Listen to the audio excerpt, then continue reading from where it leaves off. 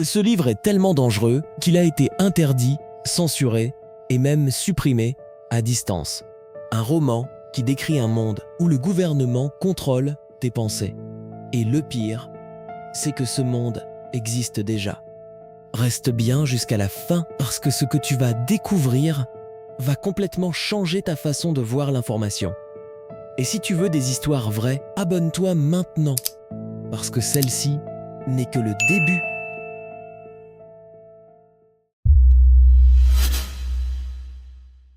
Il s'appelle 1984. Son auteur, George Orwell, un écrivain britannique, ancien journaliste, qui a combattu pendant la guerre civile espagnole et qui a vu de ses propres yeux comment les régimes manipulent la vérité. Un homme obsédé par le pouvoir et la manière dont il peut contrôler les esprits. Son livre a été interdit dans des dizaines de pays et redevient numéro 1 à chaque crise mondiale. Île de Jura, en Écosse. George Orwell est en train de mourir. La tuberculose détruit ses poumons. Il vit seul dans une ferme isolée. Pas de chauffage, pas d'électricité fiable, pas de médecin.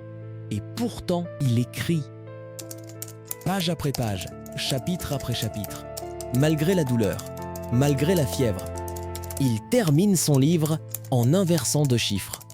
1948 devient 1984. Ce n'est pas une fiction, c'est un avertissement. Dans ce livre, Orwell invente le ministère de la vérité qui réécrit le passé, la novlangue qui empêche de penser, le télécran qui surveille tout et la pensée-crime, le crime de penser. Tout ça est censé être de la fiction.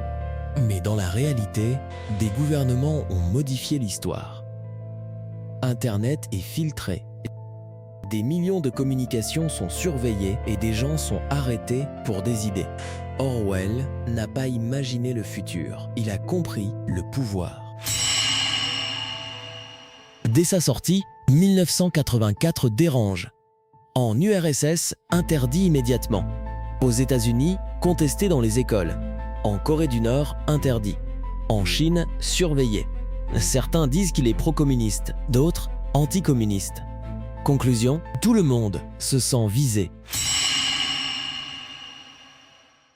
2009, Amazon supprime le livre 1984 à distance des appareils de ses utilisateurs, sans prévenir, sans demander.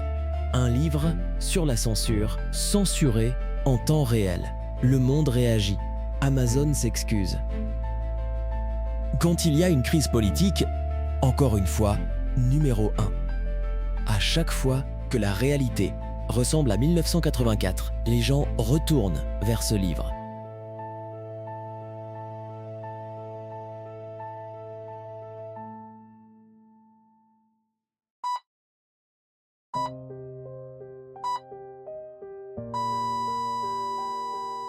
George Orwell meurt en 1950, 6 mois après la publication.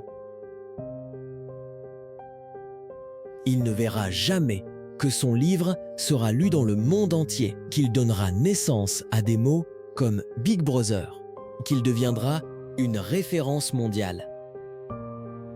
Son nom devient un concept orwellien, un monde où la vérité est manipulée. Chaque gouvernement qui a interdit ce livre a prouvé qu'Orwell avait raison, parce qu'un pouvoir qui a peur d'un roman a peur de la vérité. Et aujourd'hui, quand Internet est coupé, quand l'histoire est réécrite, quand la surveillance devient normale, le livre d'un homme mort en 1950 devient le livre le plus actuel du monde. Si cette vidéo t'a fait réfléchir, abonne-toi, parce que ce que tu viens de voir, ce n'est qu'un début.